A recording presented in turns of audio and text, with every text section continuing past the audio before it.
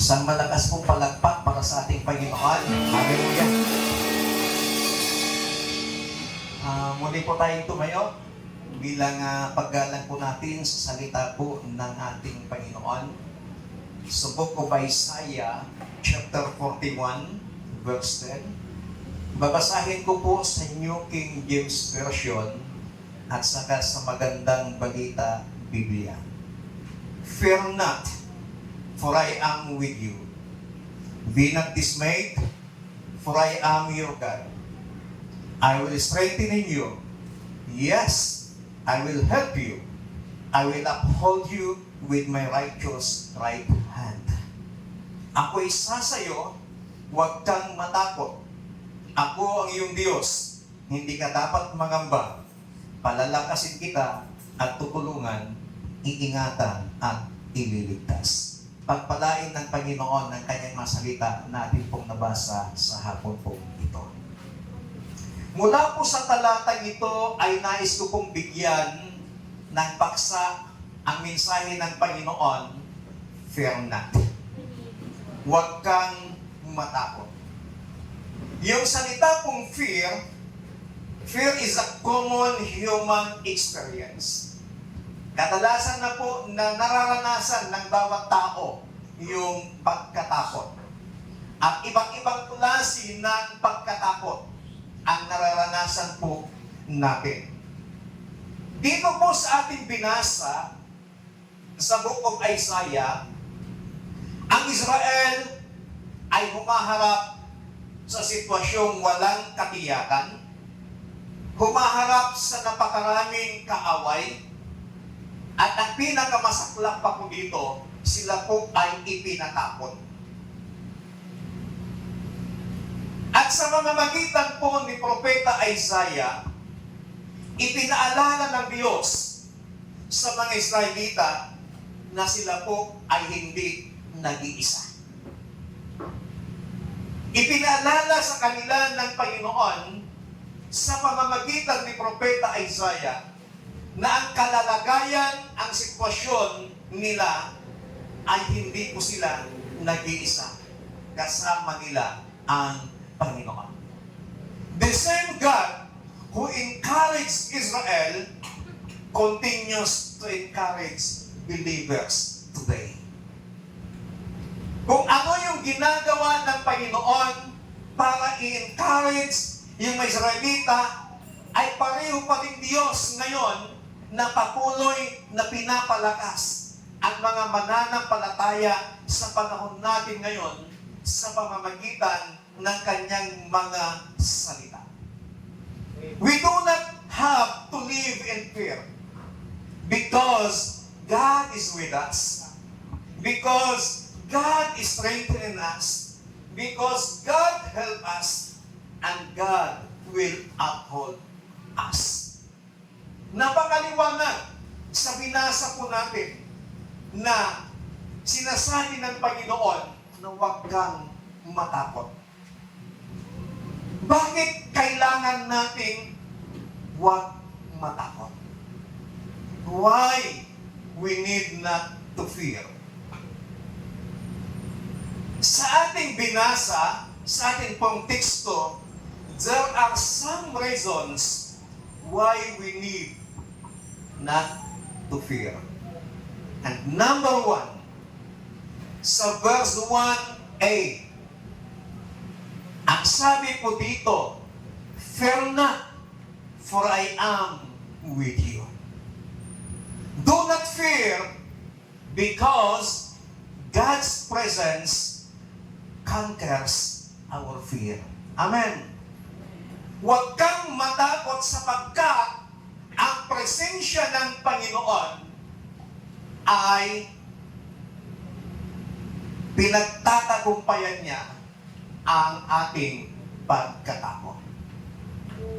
Isa sa mga pinakamadakila at pinakamainam na pangako ng Panginoon na aking nabasa from Old to New Testament, hindi yung mga pagpapala na sinasabi. Para sa akin, ang pinakadakila at pinakamagandang pangakong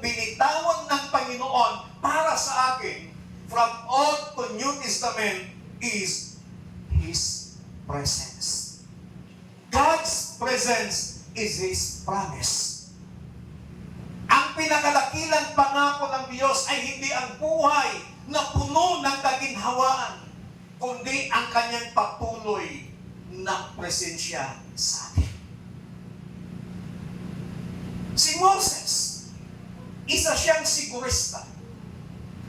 Ang sabi ni Moses, nung sila ay magpapatuloy sa paglalakbay, sinabi niya sa Panginoon, Panginoon, kung hindi mo kami sasamahan ng iyong presensya, huwag na lamang kami umalis sa lugar na ito.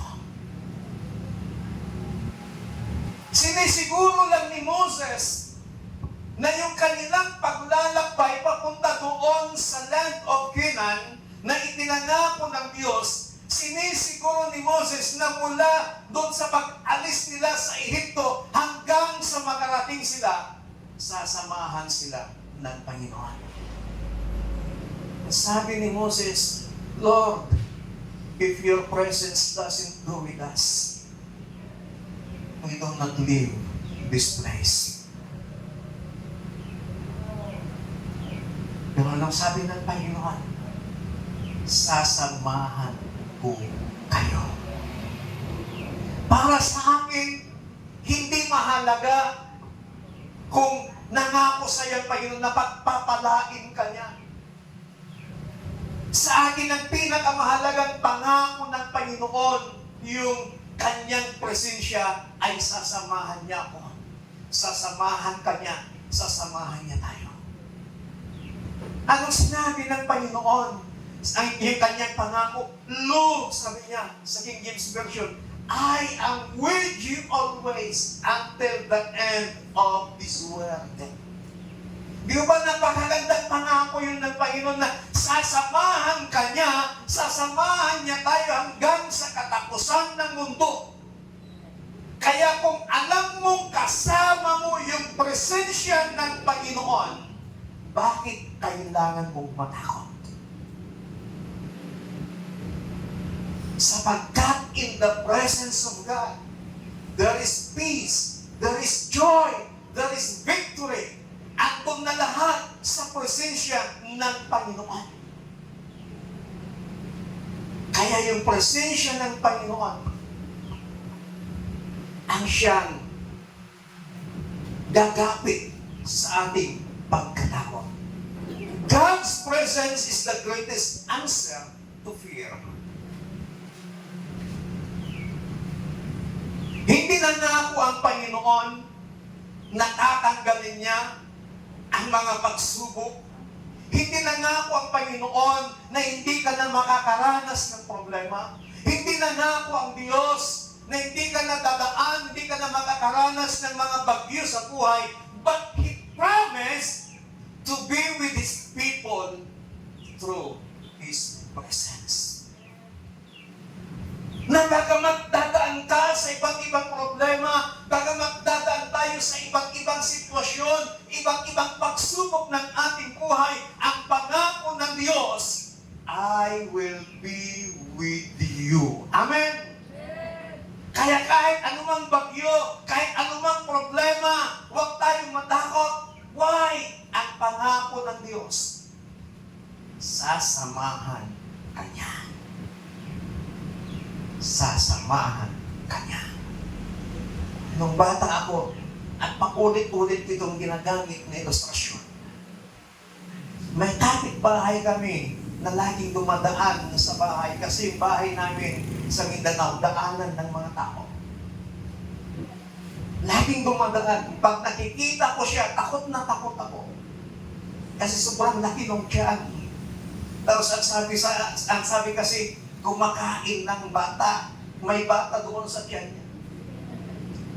Kaya pag nakikita ko, tumatakbo ako. Nakita ako ng papa namin. Bakit? Andiyan na yung kumakain ng tao. Sabi ng papa namin, hanggat kasama mo ako, hindi ko hahayaan na may makapanakit sa iyo. Yung narinig kong yun, nawala yung pagkatakot ko sa taong yun. Kaya kahit dumadaan man siya, kahit anong gawin niyang panakot sa akin, nakakainin kita, hindi ako natatakot. Kasi alam ko, hindi ako pababayaan ng aking Papa. The same is true sa ating Diyos. Hindi Kanya pababayaan. Hindi Niya tayo iiwanan. Hindi Niya tayo hahayaang mag-isa sa laban na kinakaharap natin sa ating mga buhay. Ang pangako Niya, sasamahan Niya tayo. God's presence brings peace in the midst of fear. God's presence transforms panic into peace. Bakit ka magpapanik? Peace is not found in perfect circumstances, but God's abiding presence. May time, meron akong pupuntahan. Nung una, alam ko, medyo delikado. Alam ni Pastor Anisli yan. Dahil meron akong sinasamahan, tinutulungan tao. Ang sabi niya, hindi kaya delikado, Bishop. Gumamit na lang kaya kayo ng ibang sasakyan, huwag na yung sasakyan mo, baka kilala nila. Sabi ko naman, hindi. Hindi kami maano. Pero nung sinabi niya yon, naisip ko din kung baka magkatotoo yung sinabing armado, yung pupuntahan. Pero ang sabi ko, Lord, sa inyo ko pinagkakatiwala ang lakad na to. Alam kong hindi mo hayaang mapahamak kami. Natanggal ka agad yung pangamba, pagkatakot sa puso ko. Kasi tiniyak ko, sinigurado ko kung kasama ba namin ang Diyos sa oras na yan o hindi. Maramdaman ko, kasama namin yung presence ni God, nawala yung pagkatakot sa puso ko. Kaya kapatid, kaibigan sa hapon po ito, iba't iba tayo ng hamon, iba't iba tayo ng mga sitwasyon na pinagdadaanan. Ang sabi ng Biblia, fear not, because God's presence conquers our fear.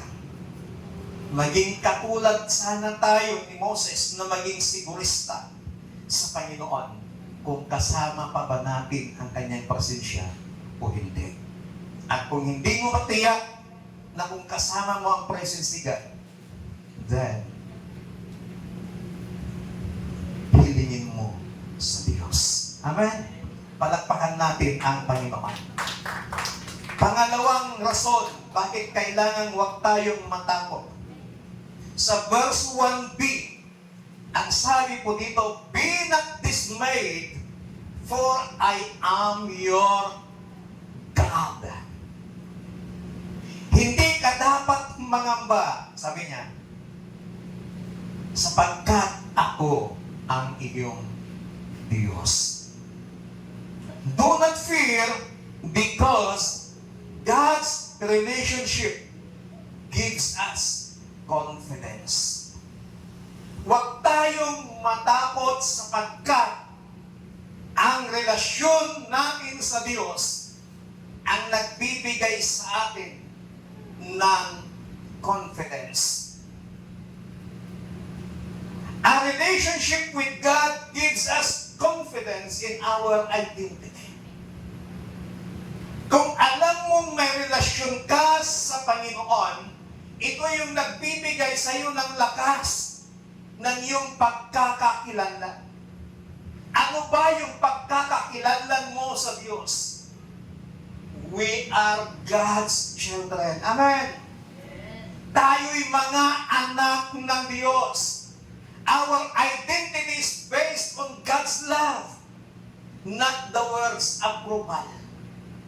Yung pagkakakilanlan mo, pagkakakilanlan ko, pagkakakilanlan natin lahat, ikaw ay anak ng Diyos. Napakaliwanag yung sinabi niya, huwag kang mangamba sapagkat ako ang iyong Diyos. We are the children of God. Magkakaroon lamang tayo ng lakas ng loob kapag malaman natin kung ano ang relasyon natin sa Diyos at kung sino ka, kung sino tayo sa harapan ng Panginoon. At napakaliwanag ang sinasabi ng Biblia, we are the children of God. Sigaw na natin, anak ako ng Diyos. Huwag kang matakot. Amen. Ang anak ng Diyos, hindi yan pinababayaan ng Diyos. Pinaparanas niya lang tayo sa iba't ibang problema, iba't ibang mabibigat na sitwasyon. Pero kapatid, hindi ka pa rin pababayaan ng Panginoon.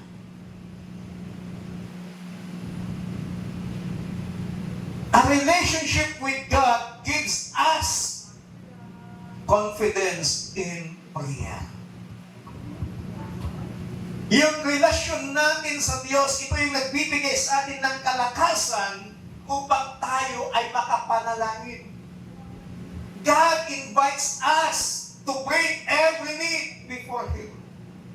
And prayer is the privilege of a child. Yung pananalangin, yung pakikipag-usap natin sa Panginoon, pribilehyo natin yan bilang kanyang anak.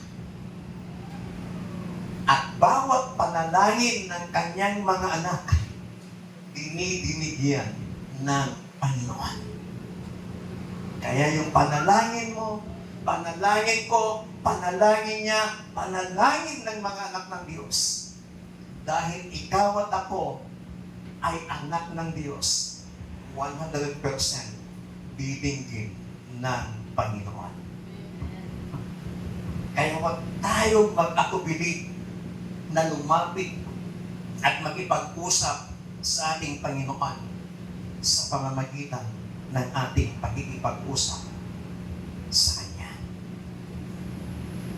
Our communication to God is through prayer. Prayer. Prayer. A relationship with God gives us confidence in every challenge. Kapag alam mo kung ano yung relasyon mo sa Panginoon, ito yung nagbibigay ng lakas sa atin sa bawat hamon ng buhay. Because God fights for His people. Hindi ka nakikipaglaban. Hindi ka nakikipagbakal mag-isa. Kasama mo ang Panginoon. Amen. Ang Diyos, ipinaglaban niya tayo. Hindi niya tayo binitawan hanggang sa kanyang kamatayan. Ipinaglaban niya tayo. At nung siyang muling nabuhay, nakamit ang tagumpay. Nagtagumpay na tayo. Kaya ngayon, bilang mga anak ng Diyos, we must enforce the victory that God has given to us. Mamuhay tayo ng may katagumpayan. Mamuhay tayo ng isang mananagumpay. Mamuhay ka na parang isang champion. Sa pananampalataya, champion sa Panginoon. Because every trial, every testing, every season in our lives, it is an opportunity to trust God. Kapag nagtiwala ka ng buong buo sa Panginoon, hindi ka niya bibiguin. Kasi yun ang kanyang sinabi, yun yung kanyang ipinangako. Tutulungan kanya. Manatili tayo na magtiwala sa kalakasan ng Panginoon, not into our own strength. Yung lakas mo, yung lakas ko, may limitasyon. Pero yung lakas ng Panginoon, walang limitasyon. Kaya kahit anumang season ng ating buhay, huwag kang matakot. Because your relationship with God give you confidence. Pangatlo, na dahilan bakit hindi kailangan tayong matakot. Sa verse 1c, sabi niya, I will strengthen you. Yes, sabi pa ng Panginoon, I will help you. We do not fear because God's power is strengthened and help us. Huwag kang matakot sapagkat ang kapangyarihan ng Diyos tutulungan ka niya at palalakasin. God's power strengthens us when we are weak. God knows our limitations. Alam ng Panginoon yung ating mga limitasyon. At pagdating sa limitasyon natin, God is always there para ikaw ay kanyang tulungan. God is always there para ikaw ay kanyang palakasin. When our strength is gone, trust God because palalakasin kanya at tutulungan. God's power help us in every trial. Yung kapangyarihan ng Panginoon ang siyang tumutulong sa atin sa mga pagsubok, sa mga bagyo ng ating mga buhay. Lagi po nating tandaan that God's help is immediate. God's help is dependable. And God's help is sufficient for your needs. Kapag ang Diyos ang tumulong, kapatid, wala kang masasabi. Sapat ang tulong ng Panginoon sa atin. Kaya huwag tayong matakot, huwag kang matakot because God's power will help you and strengthen you. Pang-apat at ang panghuli na rason bakit kailangan hindi tayo dapat matakot. Verse 1b, sabi po dito, I will uphold you with my righteous right hand. God's hand uphold His people. Ano pong sabi niya sa magandang balita, Biblia? Palalakasin kita at tutulungan. Sabi niya, iingatan at ililigtas. Pero sa New King James Version, ang sabi niya, I will uphold you with my righteous hand. Ginamit yung kanang kamay ng Diyos. I will uphold you with my righteous right hand. Bakit hindi niya sinabi yung left hand? Bakit sinabi niya right hand? Ang pupulong ang mag-iingat sa atin. Ano bang ibig sabihin yung right hand of God? Right hand of God, it symbolizes His power. Right hand of God, it symbolizes authority. And the right hand of God, it symbolizes His faithfulness.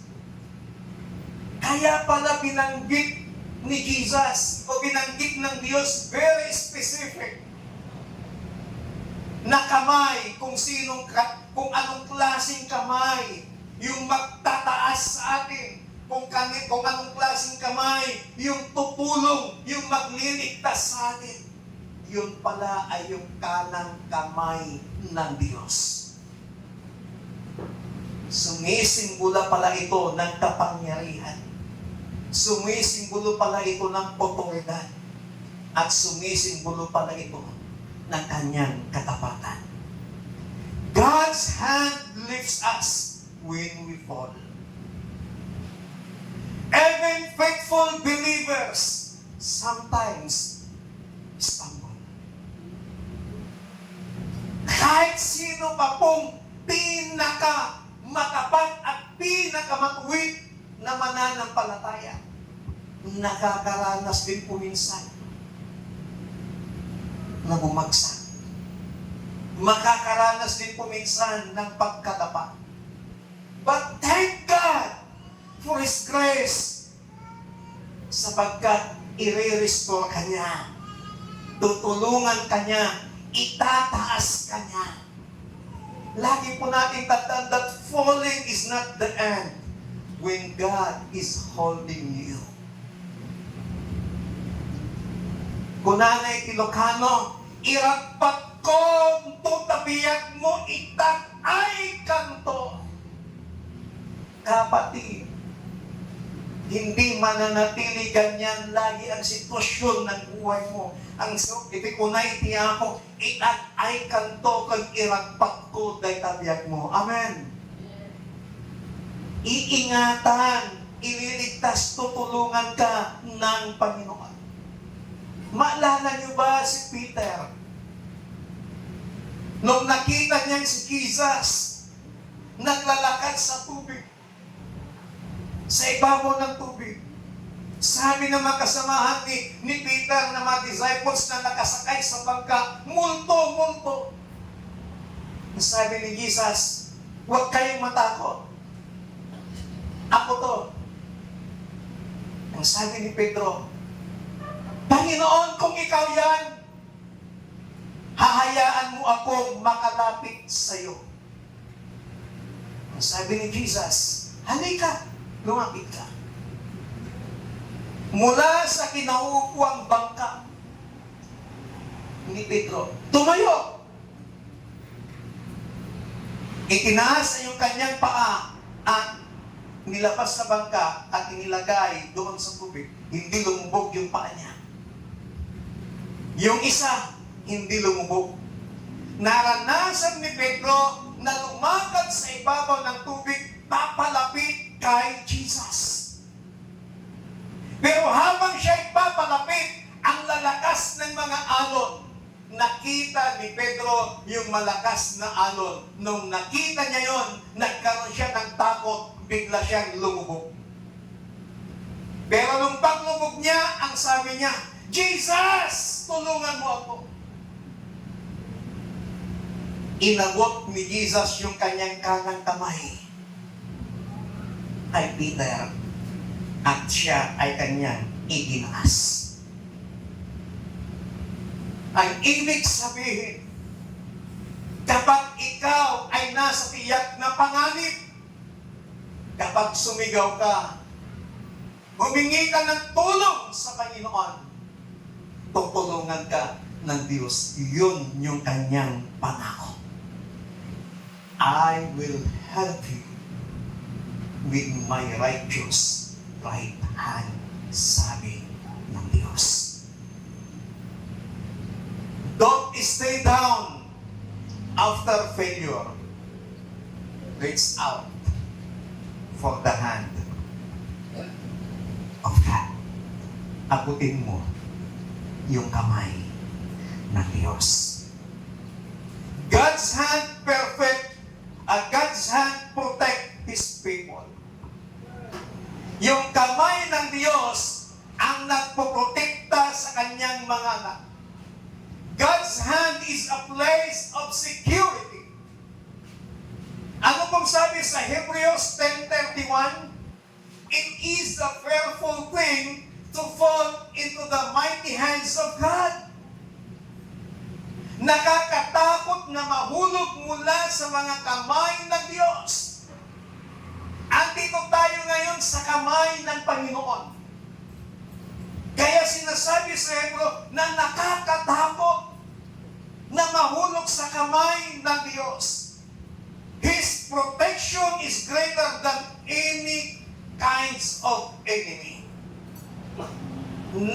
Nothing can separate us from His love and care. As long as na ikaw at ako ay nasa kamay ng Panginoon, tayo ay nasa lugar na secure. Na secure. Alam niyo ba yung advertisement ng Metrobank?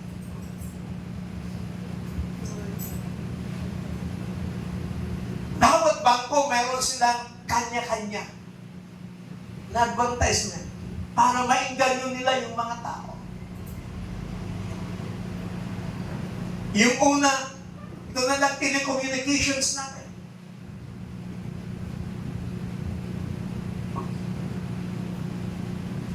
Anong sabi ng Globe? Abot mo ang mundo. Anong sabi ng Smart? Connecting people. Anong sabi ng BDO? We find ways. At anong sabi ng Metrobank? You're in the good hands with Metrobank. Aba, parang mas maganda dito. Mas secure ako dito sa Metrobank. But kapatid, gaano man kaganda yung mga advertisement nila, we are more secure in the hands of the living God. Amen. Wala nang mas ligtas na lugar maliban doon sa kamay ng Panginoon. God's hand guides His people. Ang Diyos, ginaguide niya po tayo. Sometimes, hindi natin alam, hindi natin tiyak yung daan. But, yung kanyang kamay, lead us with wisdom and love.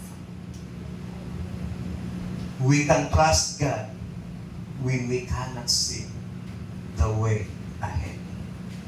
Pagtiwalaan lang natin ang Panginoon.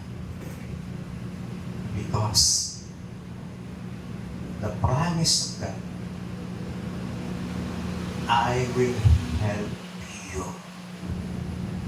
Tutulungan ka ng Panginoon. Tayo pong lahat ay tumayo. Isaiah chapter 41, verse 10. It is a message of hope built on 4 divine promises. God is with us. God is our God. God is strengthening and help us. And God uphold us by His mighty hands. Dahil sa mga pangakong ito ng Panginoon, maaari nating harapin yung pangamba, yung pagkatakot ng may pananampalataya at pagtitiwala sa Panginoon.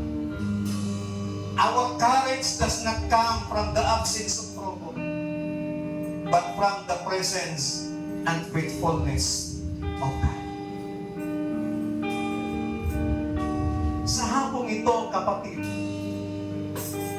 what fear are you carrying today? Anong takot ang dala-dala mo ngayon? The Bible says, fear not, for I am with you. Be not dismayed, for I am your God. I will strengthen you. Yes, I will help you.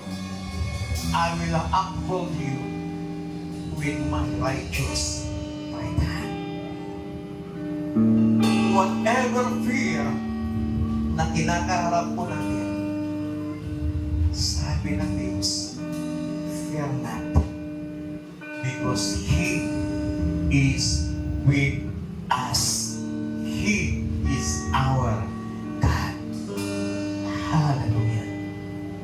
Kitang-kita tayo ng Panginoon. Alam kanyang pinagdadaanan ng bawat isa. Kaya nga tayo ginagabayan, tinutulungan ng Panginoon. Hallelujah. Oh, praise you, Jesus.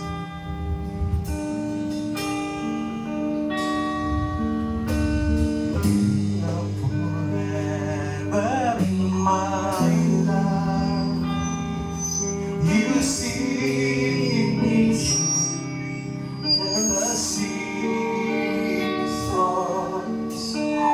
Cover me with your hands and lead me.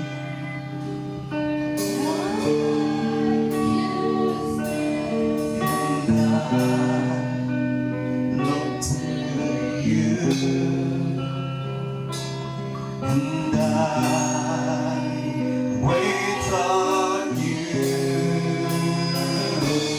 I sing to you, Lord, your love, for your faithfulness to me. I'm carrying everlasting arms. You'll never let me go. So you are forever in my life. Hallelujah. Oh, we praise you, Jesus. Oh, glorify your name, O God. You are forever in my life. You see me through the season. Cover me with your hands and lead me your right.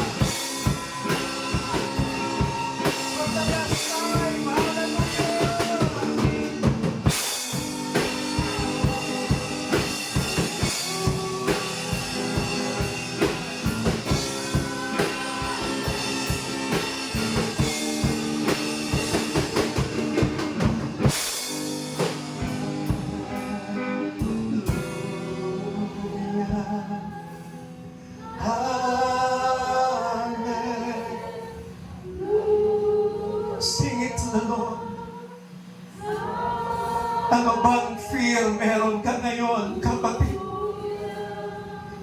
Sing it to the Lord. Hallelujah.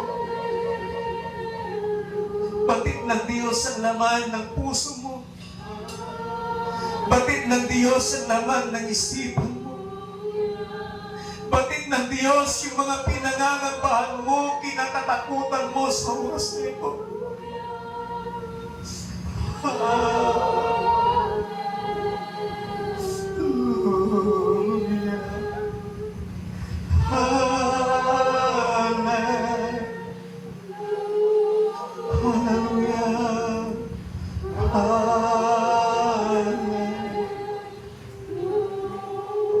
Habang binibigkas mo ang makatagal ito, lift up your hands to God. Hallelujah.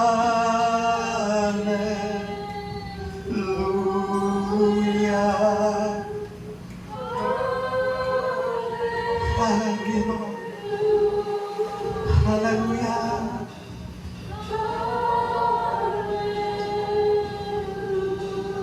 Oh.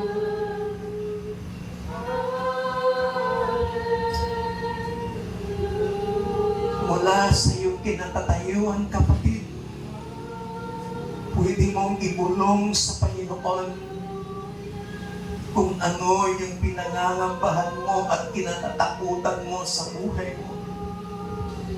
Ibulong mo ito sa Panginoon. Walang makakarinig na katabi mo. Ikaw lang at ang Diyos ang makakarinig. Hallelujah.